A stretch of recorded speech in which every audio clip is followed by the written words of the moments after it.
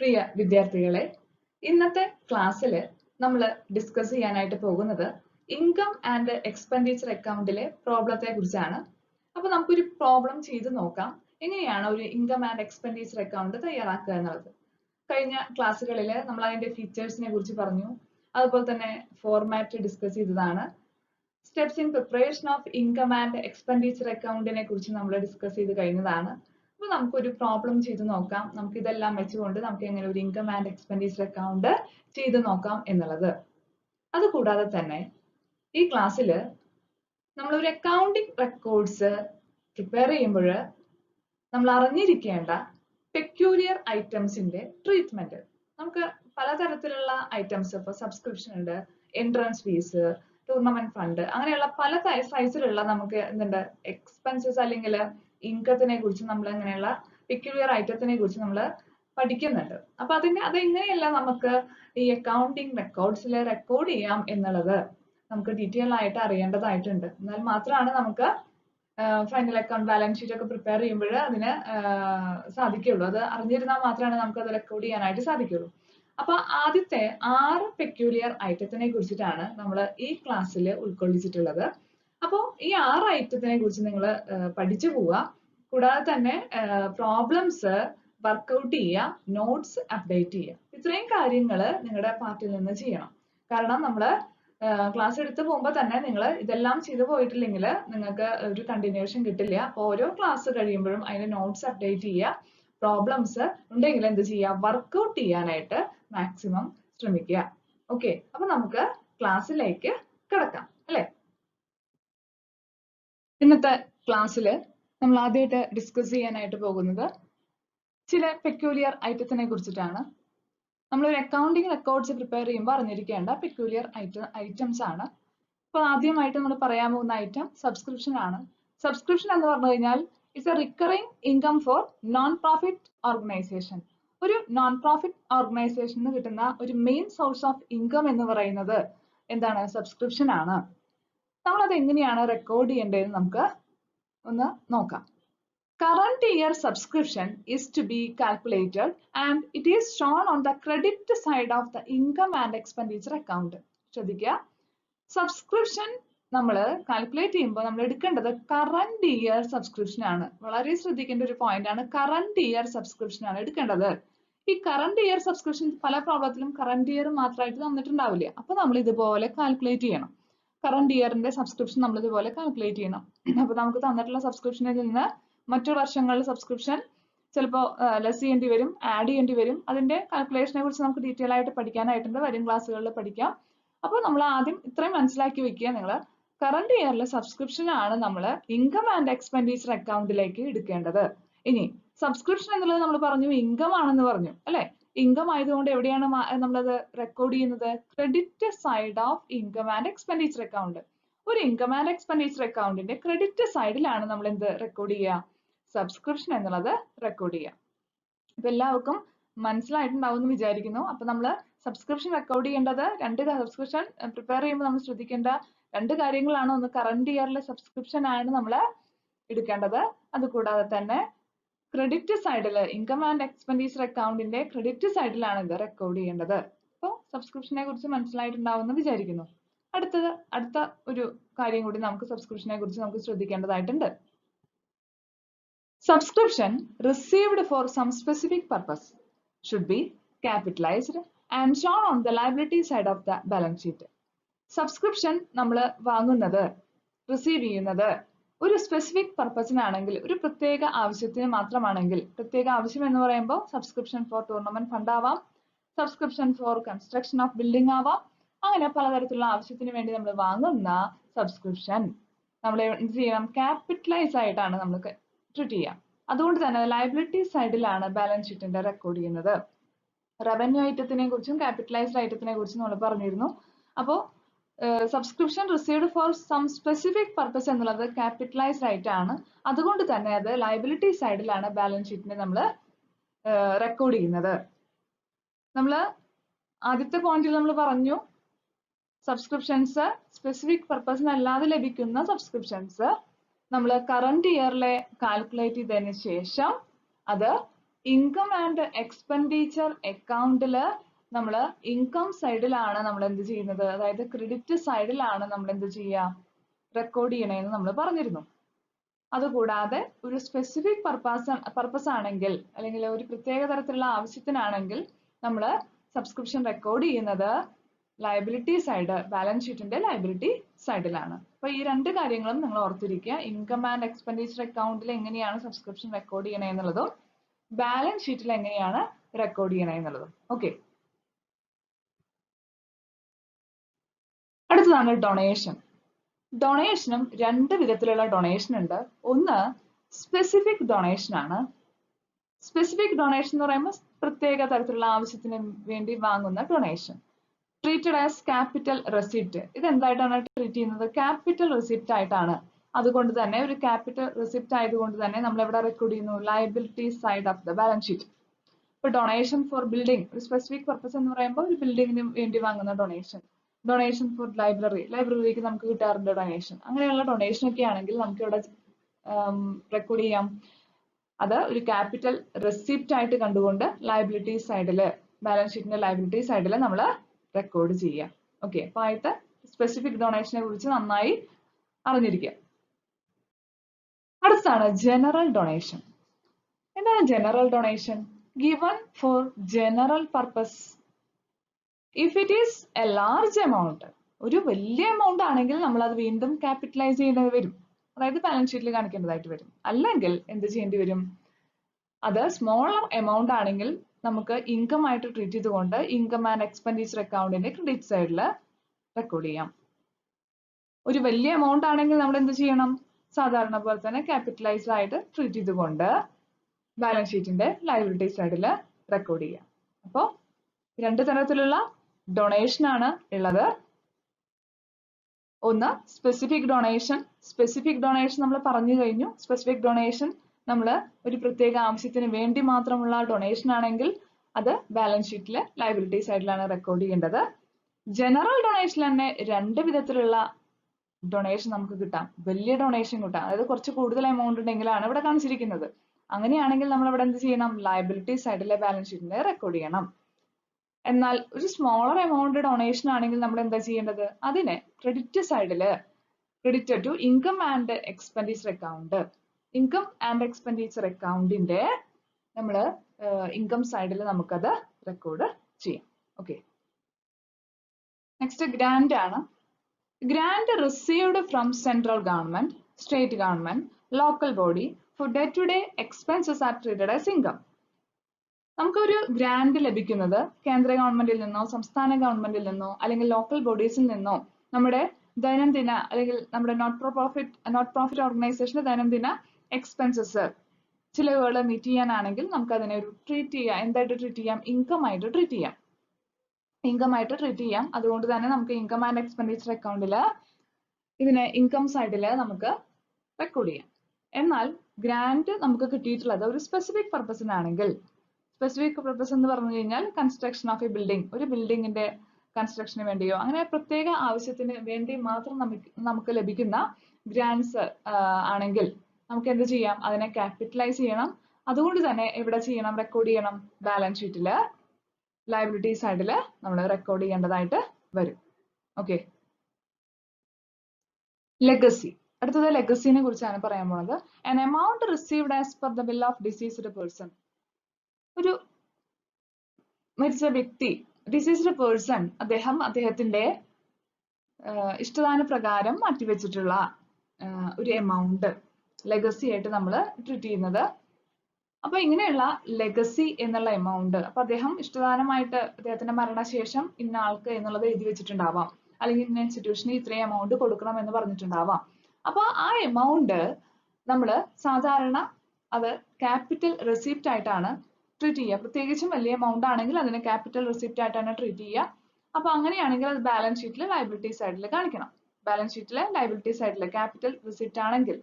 എന്നാൽ ആ എമൗണ്ട് ഒരു സ്മോളർ എമൗണ്ട് ആണ് എങ്കിൽ നമുക്കത് ഇൻകം ആൻഡ് എക്സ്പെൻഡിച്ചർ അക്കൗണ്ടിൽ ക്രെഡിറ്റ് ചെയ്യാം. ഇൻകം സൈഡിൽ നമുക്ക് എഴുതാനായിട്ട് സാധിക്കും.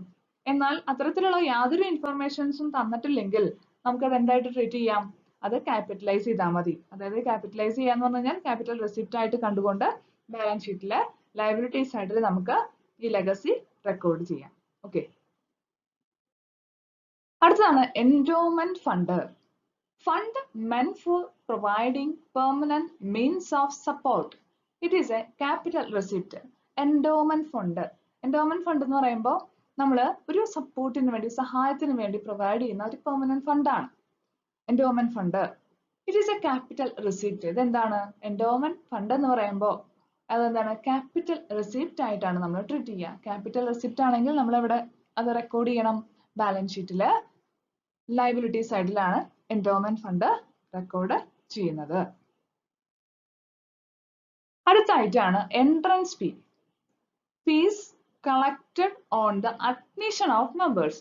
ഓരോ മെമ്പേഴ്സും നമ്മുടെ ഇൻസ്റ്റിറ്റ്യൂഷനിൽ ആ നോൺ പ്രോഫിറ്റ് ഓർഗനൈസേഷനിൽ ചേരുമ്പോൾ കളക്ട് ചെയ്യുന്ന ഫീസിനെയാണ് എൻട്രൻസ് ഫീ എന്ന് പറയാം. If it is A small amount treated as A revenue item. അത് സ്മോളർ എമൗണ്ട് ആണെങ്കിൽ നമുക്ക് എന്തായിട്ട് ട്രീറ്റ് ചെയ്യാം? അത് റവന്യൂ ഐറ്റം ആയിട്ട് നമുക്ക് ട്രീറ്റ് ചെയ്യാനായിട്ട് സാധിക്കും. അല്ലെങ്കിൽ നമുക്ക് എന്താ ട്രീറ്റ് ചെയ്യാം? അതിനെ നമുക്ക് ക്യാപിറ്റൽ ഐറ്റം ആയിട്ട് ട്രീറ്റ് ചെയ്യാം. ക്യാപിറ്റൽ ഐറ്റം ആണെങ്കിൽ നമുക്ക് എവിടെ റെക്കോർഡ് ചെയ്യേണ്ടി വരും? ലയബിലിറ്റി സൈഡിൽ നമുക്ക് അതിനെ റെക്കോർഡ് ചെയ്യേണ്ടതായിട്ട് വരും. അല്ലെങ്കിൽ നമുക്ക് ഇവിടെ എന്ത് ചെയ്യാം? അതൊരു റവന്യൂ ഐറ്റം ആയിട്ട് എടുത്തുകൊണ്ട് നമുക്ക് എന്ത് ചെയ്യാം? ഇൻകം ആൻഡ് എക്സ്പെൻഡിച്ചർ അക്കൗണ്ടില് അതില് നമുക്ക് ക്രെഡിറ്റ് സൈഡിലെ ഇൻകം ആയിട്ട് നമുക്ക് റെക്കോർഡ് ചെയ്യാനായിട്ട് സാധിക്കും. അല്ലെങ്കിൽ ലാർജർ എമൗണ്ട് ആണെങ്കിൽ ബാലൻസ് ഷീറ്റില് ലയബിലിറ്റി സൈഡിലാണ് നമ്മൾ റെക്കോർഡ് ചെയ്യുന്നത്. കഴിഞ്ഞ ക്ലാസ്സിൽ നമ്മൾ കണ്ടു കഴിഞ്ഞതാണ് ഫോർമാറ്റിനെ കുറിച്ച്. എന്നാലും പ്രോബ്ലം ചെയ്യുമ്പോൾ നിങ്ങൾക്ക് അറിവിലേക്കായിട്ട് ഒന്നുകൂടി ഞാൻ ഈ ഫോർമാറ്റ് ഇവിടെ ഇട്ടതാണ്. അപ്പോൾ ഇതിൽ നമുക്ക് ഒന്നുകൂടി ഓർമ്മിക്കാം എന്തൊക്കെയാണ്, എങ്ങനെയൊക്കെയാണ് ഇൻകം ആൻഡ് എക്സ്പെൻഡിച്ചർ അക്കൗണ്ട് നമ്മൾ പ്രിപ്പയർ ചെയ്യുമ്പോൾ ശ്രദ്ധിക്കേണ്ട കാര്യങ്ങൾ. ആദ്യം നമ്മൾ ഹെഡിങ് കൊടുക്കുന്നു, income and expenditure account for the year ending എന്ന് പറഞ്ഞ് നമ്മൾ ഹെഡിങ് കൊടുക്കുന്നു. ദെൻ ഈ സൈഡിലെ ഡെബിറ്റ് സൈഡിൽ നമ്മൾ എഴുതുന്നത് എല്ലാ തരത്തിലുള്ള എക്സ്പെൻസസ് ആണ് എന്ന് പറഞ്ഞു. കറണ്ട് ഇയറിലെ കാര്യങ്ങളാണ് ഇവിടെ എടുക്കുക. കറണ്ട് ഇയറിലെ മാത്രമാണ് എടുക്കുക. അത് പ്രത്യേകിച്ച് ശ്രദ്ധിക്കേണ്ട കാര്യങ്ങളാണ്. എക്സ്പെൻസസ് ആണ് എഴുതുക. ഒരിക്കലും ക്യാപിറ്റൽ ഐറ്റംസ് എഴുതില്ല. റവന്യൂ ഐറ്റംസ് മാത്രം, അല്ലെങ്കിൽ റവന്യൂ എക്സ്പെൻഡിച്ചർ, റവന്യൂ ചിലവുകൾ, റവന്യൂ വരുമാനങ്ങൾ, റവന്യൂ എക്സ്പെൻസസ് ചിലവുകൾ മാത്രമാണ് നമ്മൾ ഡെബിറ്റ് സൈഡിൽ മാർക്ക് ചെയ്യുന്നത്. Salary, honorarium, rent, postage, printing, telephone expense, charity, wages, upkeep of ground, insurance, electricity charges, interest paid ആണ്, general expense, entertainment expense, bank charges, conveyance charges. Conveyance എന്ന് പറയുമ്പോൾ ട്രാൻസ്പോർട്ടേഷനുമായി ബന്ധപ്പെട്ട അലവൻസസുകൾ. Then repairs, newspaper and periodicals, loss on sale of fixed asset, നമുക്ക് വിൽക്കുമ്പോൾ ഉണ്ടായിട്ടുള്ള നഷ്ടം, ഡിപ്രീസിയേഷൻ ഓൺ ഫിക്സഡ് അസറ്റ്. ഇത്രയും കാര്യങ്ങളാണ് എക്സ്പെൻഡിച്ചർ സൈഡിൽ നമ്മൾ റെക്കോർഡ് ചെയ്യാം. കറണ്ട് ഇയറിലെ ആയിരിക്കണം എന്നുള്ളത് പ്രത്യേകിച്ച് ശ്രദ്ധിക്കുക. ഇൻകം സൈഡിലാണെങ്കിലോ സബ്സ്ക്രിപ്ഷൻസ് വരും. സബ്സ്ക്രിപ്ഷൻസ് എങ്ങനെയായിരിക്കണം എന്ന് നമ്മൾ പറഞ്ഞു. ക്യാപിറ്റലൈസ് ചെയ്തിട്ടുള്ള ഐറ്റംസ് എടുക്കാനായിട്ട് പാടില്ല. ഡൊണേഷൻ ആണെങ്കിലും എൻട്രൻസ് ഫീ ആണെങ്കിലും നമ്മളൊന്നും നോട്ട് ക്യാപിറ്റലൈസ്ഡ് എന്നാണ് പറയുന്നത്. അങ്ങനെയുള്ള അല്ലാത്ത ഐറ്റംസ് ആണ് ഇവിടെ വരിക. പിന്നെ hall rent, locker rent, sale of old newspaper, sale of grass, interest received, proceeds of concerts, then sale of refreshment, miscellaneous receipt, then profit on sale of fixed asset, fixed അസറ്റിൽ നിന്ന് നമുക്ക് വിൽക്കുമ്പോൾ കിട്ടുന്ന profit. ഇത്രയും കാര്യങ്ങൾ. ഇതിൽ income കൂടുകയാണെങ്കിൽ, expense കുറയുകയാണെങ്കിൽ നമുക്ക് എന്ത് കിട്ടുന്നത്? സർപ്ലസ് കിട്ടുക. നേരെ മറിച്ച് ഇൻകം കുറവും എക്സ്പെൻസ് കൂടുതലുമാണെങ്കിൽ നമുക്ക് എന്താണ്? ഡെഫിസിറ്റ് ആണ് ഉണ്ടാവുക. ഡെഫിസിറ്റ് ആണ് ഇവിടെ ഉണ്ടാവുക. അപ്പൊ ഇത്രയും കാര്യങ്ങൾ നിങ്ങൾ അറിഞ്ഞിരുന്നുകൊണ്ട് വേണം നമുക്ക് പ്രോബ്ലത്തിലേക്ക് കിടക്കാനായിട്ട്. അപ്പോൾ നമ്മൾ നന്നായി ഫോർമാറ്റ് നന്നായി പഠിച്ചിരിക്കുക. എന്നിട്ട് വേണം നമുക്ക് പ്രോബ്ലം ചെയ്യാനായിട്ട്. Illustration 1. From the following receipts and payment account, prepare income and expenditure account for the year ending 31st December 2019. നമുക്കിവിടെ തന്നിരിക്കുന്നത് റെസിപ്റ്റ് ആൻഡ് പേയ്മെന്റ് അക്കൗണ്ട് ആണ്. ഇത് വെച്ച് നമ്മളോട് പറഞ്ഞിരിക്കുന്നത് income and expenditure account prepare ചെയ്യാനാണ്. നമുക്ക് തന്നിരിക്കുന്ന ഇൻഫർമേഷൻസ് എന്തൊക്കെയാണെന്ന് നോക്കാം. റെസിപ്റ്റ് സൈഡിൽ cash in hand, cash at bank, subscriptions, donation for pavilion, entrance fees, interest, locker rent. ഇത്രയാണ് നമുക്ക് റെസിപ്റ്റ്സ് ആയിട്ട് തന്നിട്ടുള്ളത്. പേയ്മെന്റ് ആയിട്ട് തന്നിട്ടുള്ളത് printing and stationery, rent and taxes, telephone charges, wages and salaries, insurance premium, investment in government securities, cash in hand, cash at bank. അപ്പൊ ഇത്രയും കാര്യങ്ങളാണ് നമുക്ക് തന്നിട്ടുള്ളത്. അതിന്റെ ടോട്ടൽ തന്നിട്ടുണ്ട്. ഇത് വെച്ച് നമ്മൾക്ക് income and expenditure account prepare ചെയ്യണം. അപ്പൊ നമുക്ക് നോക്കാം എങ്ങനെയാണ് ആ പ്രോബ്ലം ചെയ്യണേന്ന് നോക്കാം. റെസിപ്റ്റ് സൈഡിലുള്ളതൊക്കെയാണ് ഇൻകം ആയിട്ട് വരിക, പേയ്മെന്റ് ഉള്ളതാണ് നമ്മൾ എക്സ്പെൻഡിച്ചർ ആയിട്ട് എഴുതുന്നത്. അപ്പൊ ഇൻകം ആൻഡ് എക്സ്പെൻഡിച്ചർ അക്കൗണ്ടിൽ നമ്മൾ ഡെബിറ്റ് സൈഡിൽ നമ്മൾ ആദ്യം എഴുതുന്നത് എക്സ്പെൻഡിച്ചർ ആണ്. ഇവിടെ ഡെബിറ്റ് സൈഡിൽ റെസിപ്റ്റ്സ് ആണെങ്കിൽ ഇൻകം ആൻഡ് എക്സ്പെൻഡിച്ചർ സൈഡിൽ ഡെബിറ്റ് സൈഡിൽ ആദ്യം എഴുതുന്നത് എക്സ്പെൻഡിച്ചറും ക്രെഡിറ്റ് സൈഡിലാണ് ഇൻകവും. ഒരു പ്രോഫിറ്റ് ആൻഡ് ലോസ് എങ്ങനെയാണോ വരയ്ക്കുന്നത് അതുപോലെ തന്നെയാണ് ഇൻകം ആൻഡ് എക്സ്പെൻഡിച്ചർ അക്കൗണ്ട്. നമുക്കിപ്പോൾ ഇൻകം ആൻഡ് എക്സ്പെൻഡിച്ചർ അക്കൗണ്ട് തയ്യാറാക്കാം.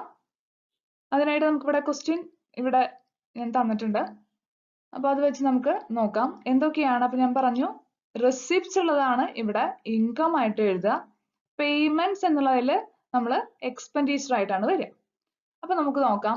അപ്പൊ ഇവിടെ printing and stationery 36,500. Printing and stationery എന്ന് പറയുമ്പോൾ അതൊരു എന്താണ് പേയ്മെന്റ് ആണ്, എക്സ്പെൻഡിച്ചർ ആണ്. അപ്പൊ നമ്മൾ അത് അവിടെ എടുത്ത് എഴുതി പ്രിന്റിംഗ് ആൻഡ് സ്റ്റേഷനറി 36,500. ദെൻ അടുത്ത് നോക്കൂ rent and taxes. Rent and taxes 16,000 ആണ്. അതോടെ എടുത്ത് എഴുതി റെന്റ് ആൻഡ് ടാക്സസ് 16,000 എക്സ്പെൻഡിച്ചർ ആണ്. ടെലഫോൺ ചാർജസ് അതും പേയ്മെന്റ് ആണ് 3,100. Telephone charges 3,100. Wages and salaries 90,000. Wages and salaries 90,000 ഇവിടെ എടുത്ത് എഴുതി. Then insurance premium. Insurance premium എന്നുള്ളത് എന്താണ് 16,000. അതും ഒരു എക്സ്പെൻസ് ആണ്. അതും നമ്മൾ ഇവിടെ എടുത്ത് എഴുതി. അടുത്ത നോക്കുക investment in government security. Investment in government security എന്ന് പറയുന്നത് ഒരു ക്യാപിറ്റൽ എക്സ്പെൻഡിച്ചർ ആണ്. 2,20,000 ഉണ്ട്. ഇവിടെ നോക്കുക investment in government security is a capital expenditure and has excluded. അതെന്താണ് ഒരു ക്യാപിറ്റൽ എക്സ്പെൻഡിച്ചർ ആയതുകൊണ്ട് നമുക്കതിവിടെ ഇൻകം ആൻഡ് എക്സ്പെൻഡിച്ചറിൽ കണക്കിലെടുക്കേണ്ട ആവശ്യം ഇല്ല. അപ്പൊ നമ്മൾ എന്ത് ചെയ്യുന്നു, അതിനെ എക്സ്ക്ലൂഡ് ചെയ്യാണ് ചെയ്യുന്നത്, ഒഴിവാക്കുകയാണ്. അപ്പൊ നമ്മൾ ഇത്രയും ഐറ്റംസ് ആണ് ഇവിടെ എഴുതുക. ഇവിടെ ഇനി 2 ഐറ്റംസ് ബാക്കി കാണാനുണ്ട്, cash in hand, cash at bank. നമ്മൾ പറഞ്ഞു ക്ലോസിംഗ് ബാലൻസോ ഓപ്പണിംഗ് ബാലൻസോ ഇൻകം ആൻഡ് എക്സ്പെൻഡിച്ചർ എടുത്തെഴുതേണ്ട ആവശ്യകത ഇല്ല. അപ്പൊ നമുക്ക് ഈ 2 ഐറ്റംസും ഇവിടെ എഴുതേണ്ടതായിട്ടുള്ള ആവശ്യം ഇല്ല. അപ്പൊ ഇത്രയും കാര്യങ്ങളാണ് പേയ്മെന്റ് സൈഡിൽ നമുക്ക് റെക്കോർഡ് ചെയ്യേണ്ടത്. നമുക്ക് റെസിപ്റ്റ് സൈഡിൽ നോക്കാം. റെസിപ്റ്റ് സൈഡിൽ ഓപ്പണിംഗ് ബാലൻസ് ഉണ്ട്, അതും ഇവിടെ റെക്കോർഡ് ചെയ്യേണ്ട ആവശ്യമില്ല. സബ്സ്ക്രിപ്ഷൻസ് നോക്കാം. സബ്സ്ക്രിപ്ഷൻസ് 3 വർഷത്തെ സബ്സ്ക്രിപ്ഷനോട് തന്നിട്ടുണ്ട്, 2018, 19, 2020. നമ്മുടെ കറന്റ് ഇയർ എന്ന് പറയുന്നത് 2019 ആണ്. അപ്പൊ ഞാൻ പറഞ്ഞിട്ടുണ്ടായിരുന്നു ഇൻകം ആൻഡ് എക്സ്പെൻഡിച്ചർ കണക്കിലെടുക്കുമ്പോൾ കറന്റ് ഇയറിലെ സബ്സ്ക്രിപ്ഷൻസ് മാത്രം എടുത്താൽ മതിയെന്ന്. ഇവിടെ കറന്റ് ഇയർ എന്ന് പറയുന്നത് 2019 ആണ്. 2019 സബ്സ്ക്രിപ്ഷൻ മാത്രം നമ്മൾ ഇവിടെ റെക്കോർഡ് ചെയ്താൽ മതി. അപ്പൊ 2019 സബ്സ്ക്രിപ്ഷൻ എത്രയാണ് 2,30,000 ആണ്. അപ്പൊ സബ്സ്ക്രിപ്ഷൻ 2,30,000 നമ്മൾ ഇവിടെ എടുത്ത് എഴുതി. ഓക്കെ, ബാക്കി 2018, 20 എന്നുള്ളത് സബ്സ്ക്രിപ്ഷൻ ഇവിടെ നമുക്ക് എടുക്കേണ്ട ആവശ്യമില്ല. Donation for pavilion. Donation for pavilion എന്നുള്ളത് എന്താണ്, പവലിയന് വേണ്ടിയിട്ടുള്ള ഒരു ഡൊണേഷൻ ആണ്, ഒരു സ്പെസിഫിക് പർപ്പസ് ആണ്. അപ്പൊ അതും നമുക്ക് എക്സ്ക്ലൂഡ് ചെയ്യാം. Donation for pavilion is a receipt ആണ്, ഒരു വരുമാനമാണ്, ഫോർ എ സ്പെസിഫിക് പർപ്പസ് ആണ്. സ്പെസിഫിക് പർപ്പസിനുള്ളത് നമ്മൾ ഇവിടെ എടുക്കേണ്ട ആവശ്യമില്ല. അത് നമ്മൾ എടുക്കുന്നത് ബാലൻസ് ഷീറ്റിലാണ് എടുക്കുക. അപ്പൊ അത് സ്പെസിഫിക് പർപ്പസ് ആയതുകൊണ്ട് നമ്മൾ അത് എക്സ്ക്ലൂഡ് ചെയ്യാണ് നമ്മളിവിടെ ചെയ്യുന്നത്. അപ്പൊ ഈ ഒരു ഐറ്റം നമുക്ക് നമ്മൾ നോക്കുക, ഒരു സ്പെസിഫിക് പർപ്പസ് ആണെങ്കിൽ നമ്മൾ അത് കണക്കിലെടുക്കേണ്ട ആവശ്യകത ഇല്ല. ഇതില് ഇൻകം ആൻഡ് എക്സ്പെൻഡിച്ചർ അക്കൗണ്ടില്. അപ്പൊ അത് നമ്മൾ എക്സ്ക്ലൂഡ് ചെയ്തു.